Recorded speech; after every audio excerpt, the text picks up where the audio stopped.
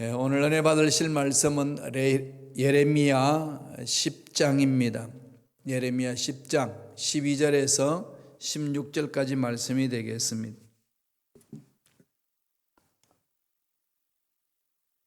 예레미야 10장 12절에서 16절까지 말씀 한 목소리로 합독하시겠습니다.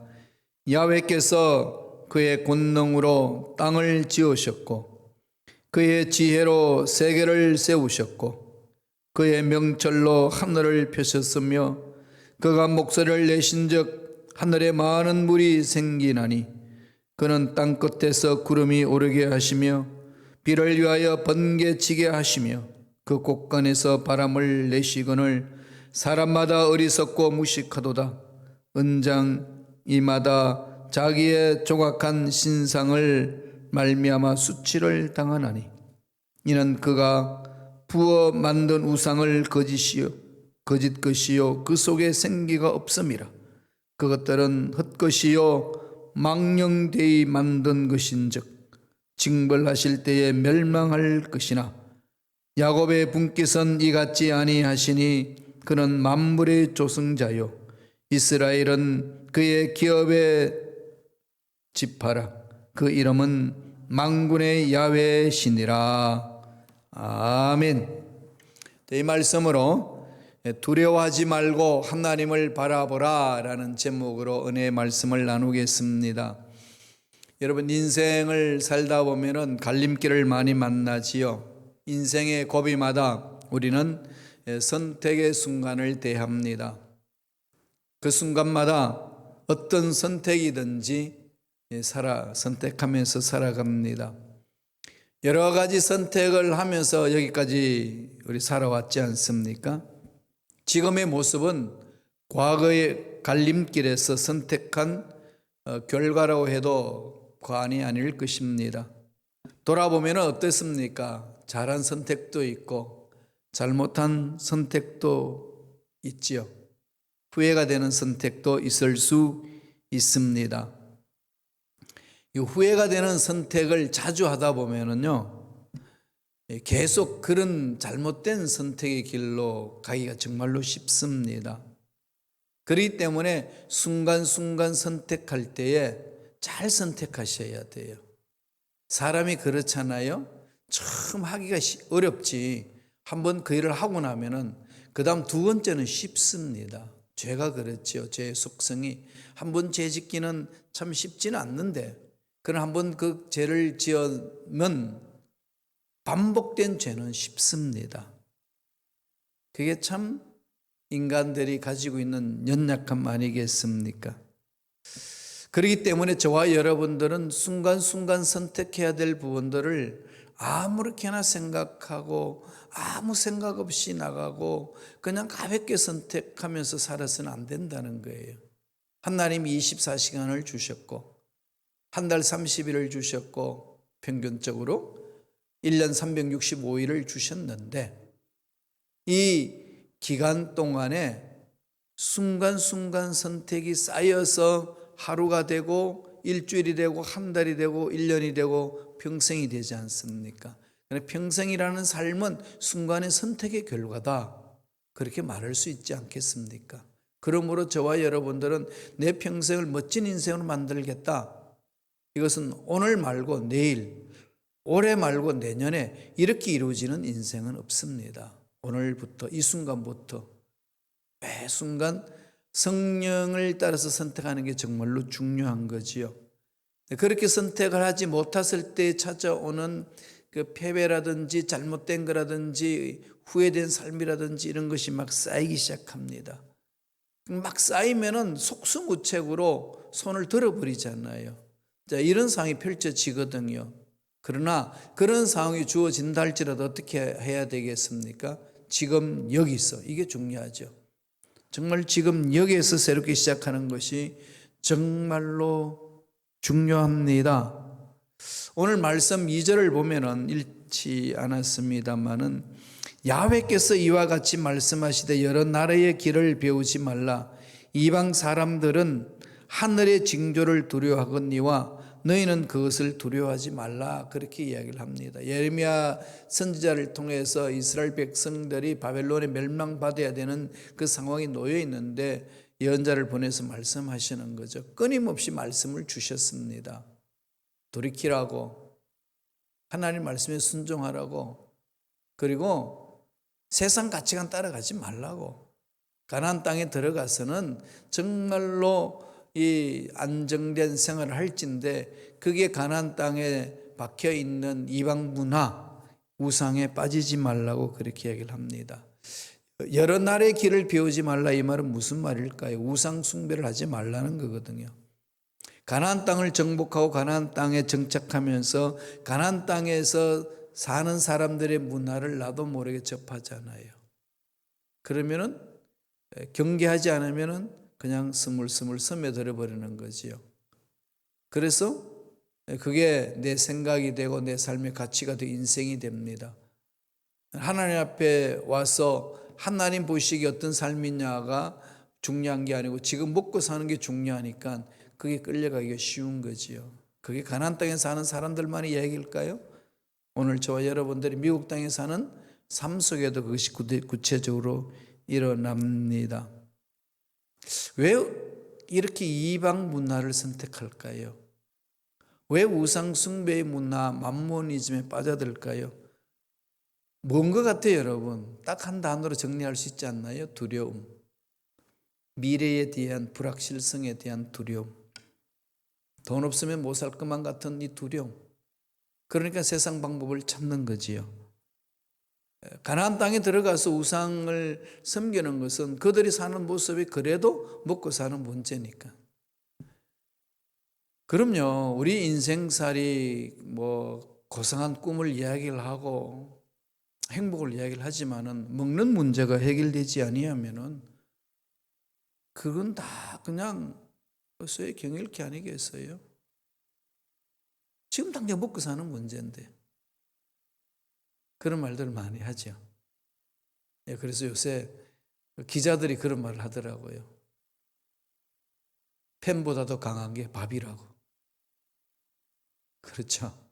밥 문제 해결되지 않으면은 펜은 그 밥에 굴복해버리는 거죠. 이게 우리 인생살이의 모습이기도 합니다. 왜 이런 일이 믿는 자에게도 일어날까요? 내 인생을 책임져 주신다는 하나님이 누군지를 모르니까, 그 하나님을 신뢰하지 못하니까, 여기까지 이끌어 주셨는데 어렴풋이 이끌어 주셨다는 그 체험만 있으니까 앞으로 새로운 문제가 막 일어나는 것에 대한 불확실하니까, 망할 것만 같으니까 일단 내려놓고 먹고 사는 문제부터 해결하자 달려드는 거지요. 그러면서 이방 문화와 이방 가치관, 우상 숭배가 쉽게 접해버리고 그게 굴복하고 맙니다. 현대 그리스도인들이 예외일 수 있을까요? 예외 없습니다. 동일해요. 그래서 제가 이 가나안 땅에서 정착하는 이스라엘 백성들의 삶의 스타일을 쭉 보니까 오늘 현대인들하고도 너무 비슷해요. 동일한 메시지를 주시는 거죠. 하나님 어떻게 하라고 그럽니까? 어떻게 해야 될까요? 오늘 말씀에서 세 가지로 해줍니다. 위대하신 하나님을 체험하라는 거죠. 현상 바라보고 문제 바라보고 두려워하며 떨지 말고 하나님을 봐라. 하나님이 어떤 분이냐? 그것을 지금 계속 강조합니다. 그냥 이렇게 머릿속에 들어있는 하나님 말고, 형이상학적으로 말하는 하나님 말고, 지식적으로 말하는 하나님 말고, 내 삶의 현장 속에 밥의 문제를 해결해 주시는 하나님 만나라는 거지요. 어떻게 말씀합니까? 첫째로, 하나님은 말씀으로 세상을 창조하신 하나님이다. 말씀으로 세상을 창조하셨다. 말씀에 능력이 있다는 거지요. 그래서 우리는 말씀을 붙들어야 되잖아요. 창세기도 그렇죠. 빛이 있으라며 빛이 있었고. 하나님의 말씀은 능력이 있습니다. 살아 있습니다. 말씀 볼까요? 예레미야 10장 12절입니다. 다 같이 우리 한 목소리를 읽겠습니다. 야훼께서 그의 능력으로 땅을 지으셨고 그의 지혜로 세계를 세우셨고 그의 명철로 하늘을 펴셨으며 세 가지로 말씀하죠. 그의 군능으로 땅을 지으셨다. 이 세상에 있는 것 하나님이 지으셨다. 하나님이 주인이다. 이거잖아요. 지혜로 세계를 세우셨다. 이 세상의 문제, 풀어가야 될 문제 한두 가지가 아니잖아요. 어떻게 풀 것이냐? 하나님이 지혜로 풀으라는 거죠. 명철로 하늘을 펴셨다. 하나님이 주시는 그 밝은 이성, 하나님이 주시는 그 지혜, 하나님이 주시는 그 능력으로 하나님이 창조하신 이 세계를 바라보라는 그 메시지죠. 하나님 그런 분이에요.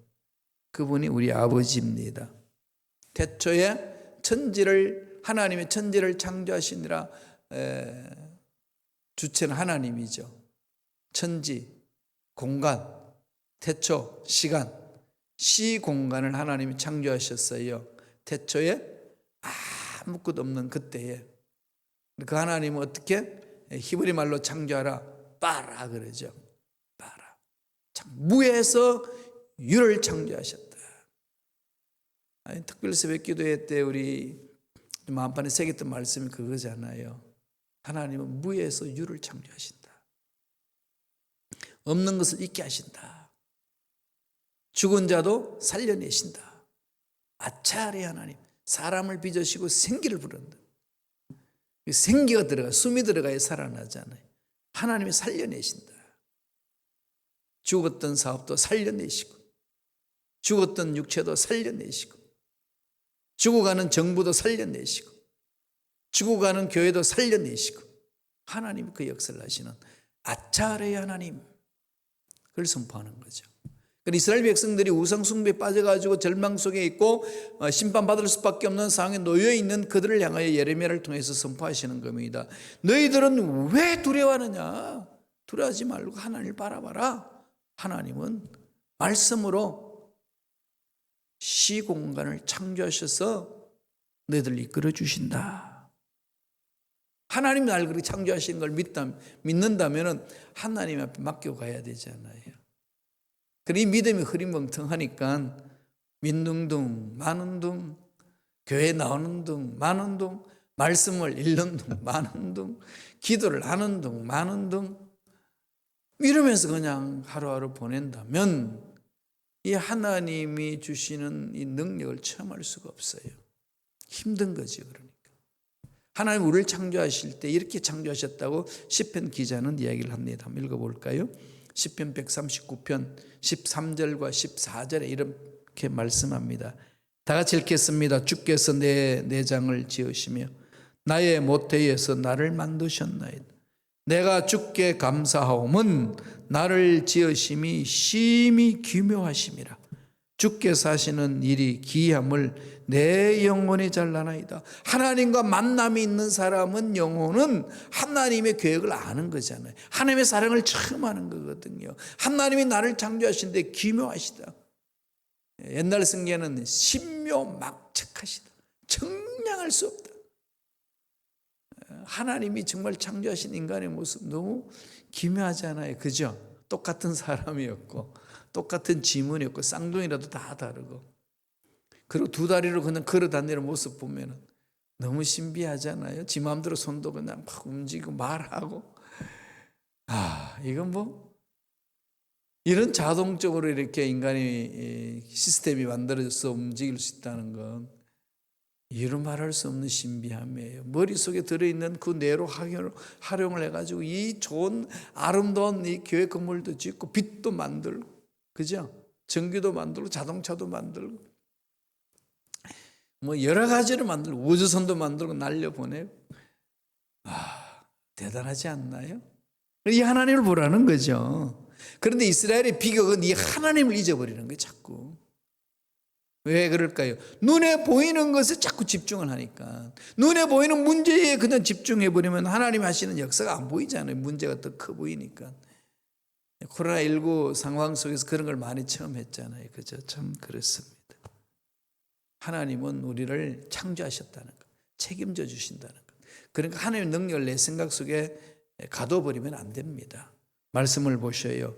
고린도전서 6장 19절 20절 너희 몸은 너희가 하나님께로부터 받은 바 너희 가운데 계신 성령의 전인 줄 알지 못하느냐. 너희는 너희 자신의 것이 아니라 값으로 산 것이 되었으니 그런즉 너희 몸으로 하나님께 영광을 돌리라. 삶으로 영광을 돌리라. 하나님을 신뢰하면서 하나님이 책임주신다는 믿음으로 나아가는 거지요. 우리가 뭘 하든지 하나님을 영화롭게 하는 삶이잖아요. 하나님을 영화롭게 한다는 게 뭘까요? 하나님을 하나님 되게 해야 하는 거지요. 하나님은 인간이 부속물이 아니에요. 인간이 조정하는 존재가 아닙니다. 하나님 우주 만물을 창조하셨고 내 인생의 주인임을 인정하는 거죠. 그분은 거룩하신 분이기 때문에 죄와 멀리하는 분입니다. 그래서 하나님의 미워하는 죄를 우리도 미워하는 거지요. 그게 하나님을 영화롭게 하는 거예요. 하나님 하신 말씀을 믿고 순종하는 거지요. 그대로 될 줄로 믿습니다. 따라가는 거잖아요. 그게 하나님을 영화롭게 하는 삶이에요. 그럼 우리의 삶이 그렇게 되어야 된다는 거예요. 그래야 우상에서 벗어날 수 있고 문제에서 두려워하지 않을 수 있습니다. 두 번째로 어떤 하나님이라고 소개하나요? 만물을 다스리시는 하나님입니다. 창조하시는 하나님일 뿐만 아니라 창조해놔놓고 너희들끼리 한번 살아봐라 던지시는 하나님이 아니라 다스리시는, 통치하신다는 거죠. 통치하시는. 구약시대 때는 하나님의 나라를 이렇게 임재하는 그곳을 이렇게 장소적인 개념이 강했습니다. 그래서 예루살렘 성전을 다 이렇게 하나님 임재하겠다. 해막 임재하시고 예루살렘 성전에 임재하신다. 그렇게 해서 성전을 아름답게 만들었잖아요. 그런데 인간들이 하나님을 주인으로 모시지 않고 성전이 주인이 되어버린 거죠. 그러니까 다 허물어버리잖아요. 그죠? 그거 다 허물어버려요. 뭐 아름답게 만들면 뭐예요, 그게. 우상이 되어버리는데. 그리고 예수님 오셔서 예수님이 성전이 되신 거죠. 그래서 예수님이 성전이다. 예수님 부활 성천해서 천국 가셨어요. 그럼 성전이 사라졌네요. 어디로 갔죠? 예수 믿는 그곳. 우리 마음이 성전이죠. 아까 봤듯이. 그래서 하나님은 믿는 자를 통해서 다스리시잖아요. 역사하시잖아요. 우리는 그 다스림을 받아야 되는 거지요. 그렇게 모여있는 사람들을 가지고 처치라고 그럽니다. 에클레시아, 교회라고 그러지요. 공동체라고 그러는 겁니다. 건물이 아니고 사람이죠. 그러니까 하나님의 나라는 여기 있다 저기 있다 하지 말라 그랬죠. 장소의 개념이 아니고 어떻게 되는 거죠? 통치의 개념이에요. 예수님이 오셔서 가르쳐 주신 거예요. 하나님이 임하시는 것, 임재하시는 곳이 하나님 나라다. 너의 마음속에 있다. 이 말은 예수님을 나의 구세주로 믿는 속에 있는 거죠. 하나님이 임재하는 그곳이 하나님 나라다. 그러므로 마태복음 12장 28절에 보면은 내가 성령을 힘입어 귀신을 쫓아내는 것이면 하나님 나라가 이미 너에게 임하였느니라.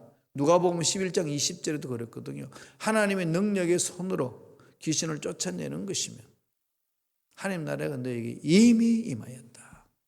하나님 나라가 임하는 그곳은 귀신이 쫓겨나가요. 문제 해결되는 것이 병이 치유되는 겁니다. 여기에 우리가 성령의 능력 사역을 사모할 수 있는 거예요. 근거는 거기에 있습니다. 우리 열심으로 가는 게 아니고 우리 고함 지른다고 그런 능력이 나타나는 게 아니고요. 인생의 연륜으로 그런 능력을 체험하는 게 아니라 믿는 믿음 안에 나타난다는 거죠. 통치하신 하나님이에요. 다스려 주시는 거죠. 말씀을 보실까요? 예레미야 10장 13절입니다. 다 같이 우리 한 목소리를 읽겠습니다. 그가 목소리를 내신즉 하늘에 많은 물이 생기나니 그는 땅 끝에서 구름이 오르게 하시며 비를 위하여 번개치게 하시며 그 곳간에서 바람을 내시거늘 창조하셨을 뿐만 아니라 창조하신 만물들을 다 주관하신다는 거죠. 생기를 불어넣어서 주관하시잖아요. 그래서 우리는 하나님이 창조하신 세계를 바라보면서 하나님의 음성을 듣고 순종해 나가는 거죠. 그러니까 하나님이 다스린단 말은 하나님이 임재하신다. 누구를 통해서? 예수 믿는 우리를 통해서 내 인생을 다스려 주시고 공동체를 다스려 주시고 하나님께 다스림 받은 사람들이 공동체로 만들어진 곳을 통하여 성령의 놀란 역사가 나타나는 거죠. 내가 그렇고 너와의 만남이 그렇고 가정이 그렇고 교회 공동체가 그렇고 국가가 그렇게 되어가는 겁니다. 하나님이 다스리시는 분, 나는 누구? 하나님이 다스리는 존재, 이거죠. 그러니까 나는 하나님의 것, 하나님이 책임져 주신다. 이걸 자꾸 선포해야 되죠. 이게 정말로 중요합니다.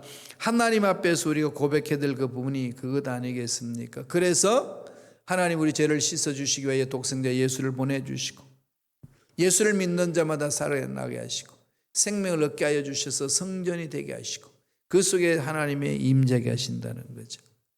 그래서 우리 삶을 주관하신다는 거예요. 그러면 우리는 아무것도 안 하고 가만히 있나요? 아니, 기도해야죠. 그래서 기도하는 거예요. 기도하고 말씀을 읽으세요. 그러면 그 속에 임재해 주셔서 해야 될 일들을 가르쳐 주시는 거예요. 많은 분들이 착각을 많이 하시더라고요. 하나님이 다 하십니다. 그러니까 우리 가만히 있으면 되나요? 이러셔요. 사실은 가만히 있어야 되지 뭐 할 일이 있나요? 그냥 기도하시라는 거죠. 기도하고 그게 하나님의 음성을 듣고 기도하고 하나님의 음성을 들으면 하나님이 살아계신 하나님이 말씀하시죠. 하나님 말씀하시는 대로 계획을 세우는 거예요. 하나님 말씀하시는 대로 준비하는 거예요. 하나님 말씀하시는 대로 실행하는 거예요. 하나님 말씀하시는 대로 또 열매를 돌아보는 거죠. 그렇게 한다는 거예요. 겉으로 보면 목사님 그럼 인간이 결국 하는 거네요.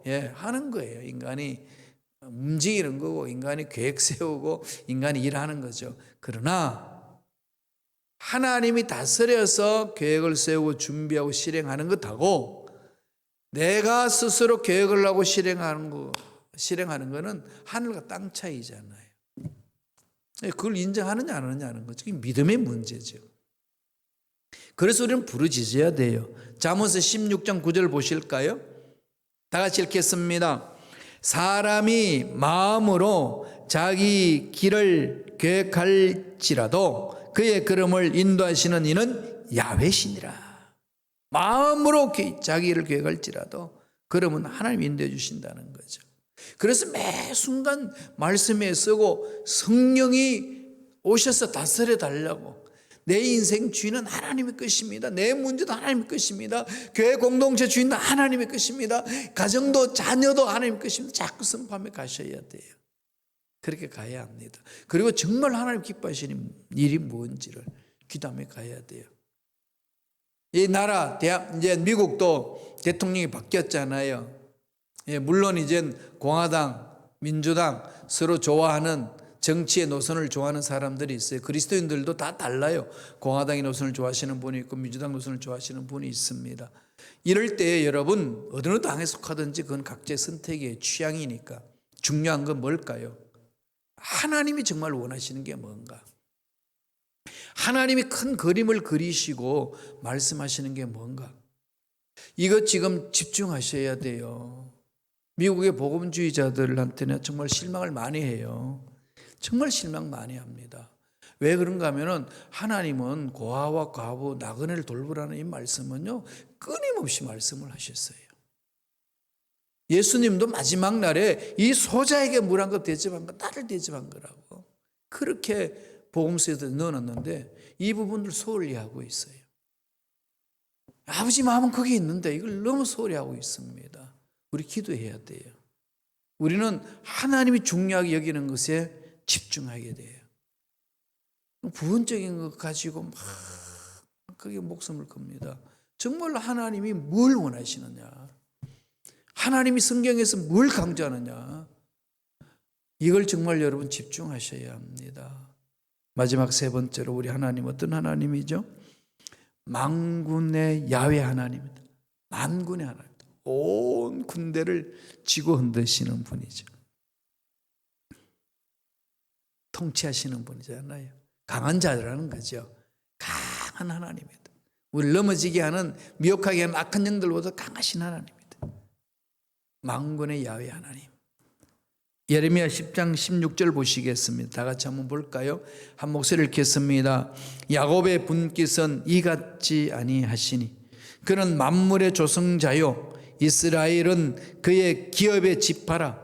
그 이름은 만군의 야훼시니라. 만물을 주관하시는 하나님, 만물을 다스리시는 하나님, 우상들은 지고 흔들어버려 깨뜨리시는 하나님. 따라서 우리 인생은 하나님이 지고 흔드시고 우리가 좋아하는 그 돈도 하나님이 지고 흔드신다.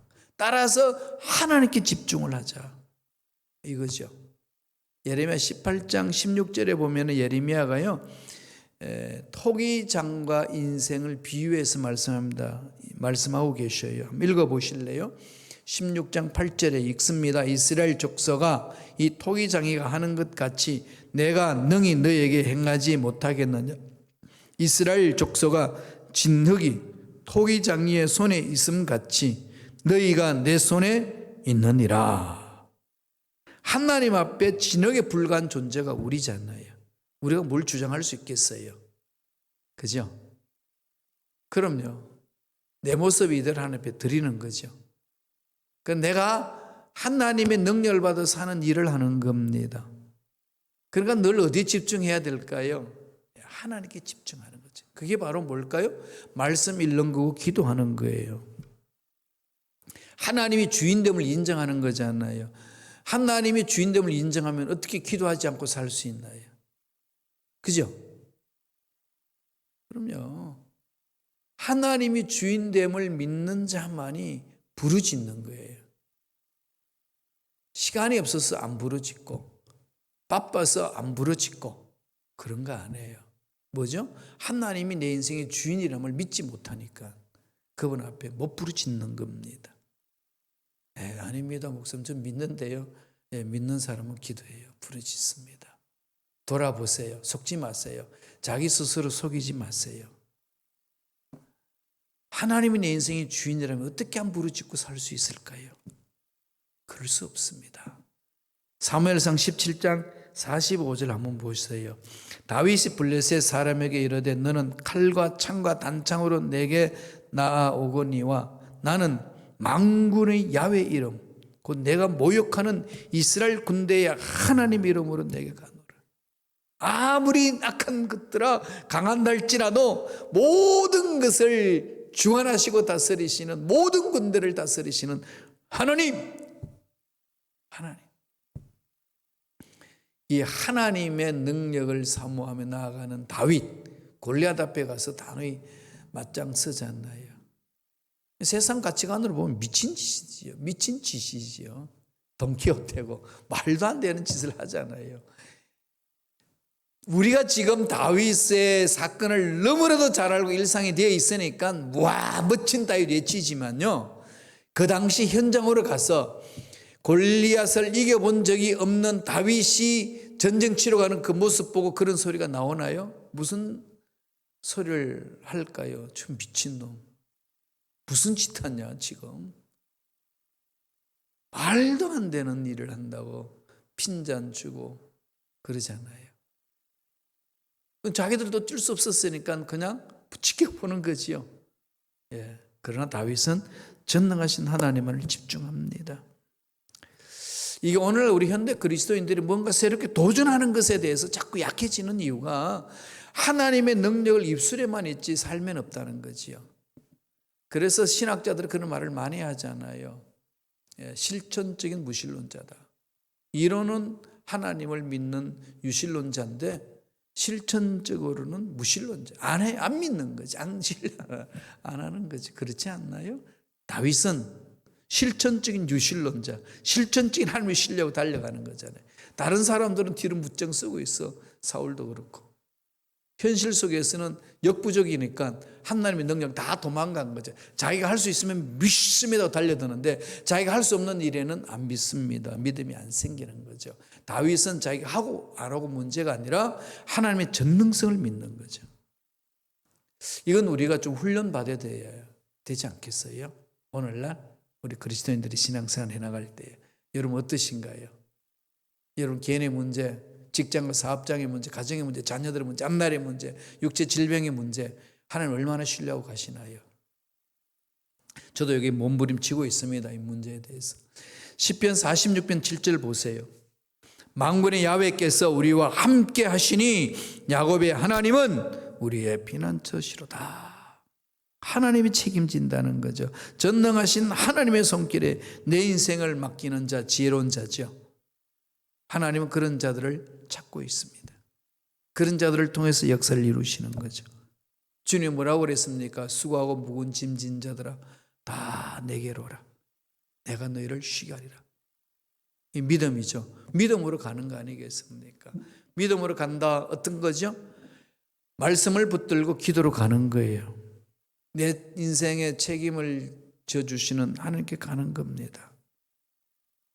이스라엘 백성들이 바벨론 포로로 가야 되는 이유는 이 하나님을 버렸습니다. 이 하나님의 말씀을 무시했습니다. 눈에 보이는 그 만모니즘이 더 자기 인생을 지켜준다고 믿었습니다. 지금 우리 세상 돈 문제, 밥 문제 중요합니다. 그러나 그 모든 것은 하나님 손에 있습니다. 여기서 출발해야 합니다. 전능하신 하나님을 신뢰함으로 부르시는 저와 여러분 되시길 간절히 축원드립니다. 기도하겠습니다. 하나님 아버지 감사와 찬양을 드립니다. 오늘도 우리에게 귀한 생명을 허락하여 주셔서 말씀을 마음판에 새기게 하시고 말씀에 순종하며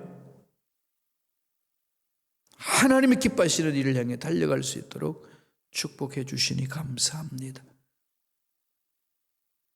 하나님은 위대하신 분, 우주 만물을 창조하신 분, 그리고 다스리시는 분, 우리들도 창조하시고 우리 인생도 다스려 주시고 우리 인생의 주인 되신 하나님 믿음으로 바라보며 부르짖습니다. 우리가 믿음으로 부르짖을 때에 하나님의 살아계심을 체험하게 하시고 우리 인생의 문제들이 풀리는 놀라운 역사가 나타날 수 있도록 축복하여 주시옵소서. 감사하고 예수님의 이름으로 기도드리옵나이다. 아멘. 우리 기도하기 전에 한번 찬양할까요? 하나님은 크신 분이에요.